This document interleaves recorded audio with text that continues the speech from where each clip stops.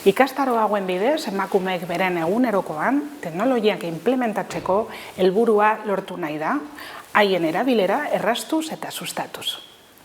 Berdintasun zerbitzuaren plangintzaren lehentasunetako bat da, eten digitala genero osagai garrantzitsua duelako.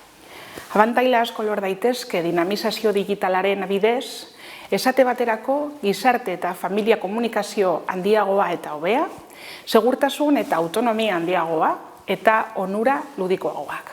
Gisatear es una asociación de mujeres con un elevado número de socias mayores y por eso nos ha sido muy fácil detectar la llamada brecha digital.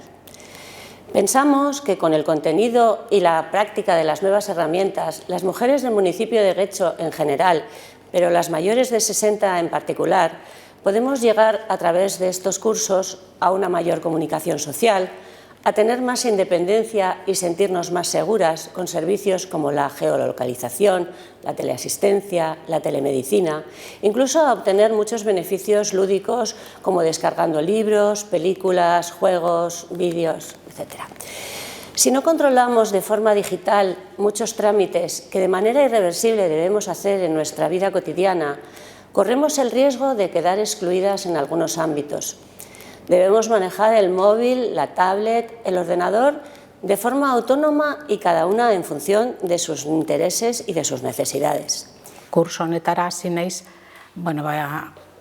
gehiago ikasteko, telefonoa garrantzitsua da, eta hemendik espero dut bildurrak kentzea bere bai, eta pizka bat gehiago ikasi. Eta gomendatuten dut dan hori ze interesgarria da. Kurtsoan telefonon posibilitateak, telefono guztiak posibilitateak, eta hortik gabiltz.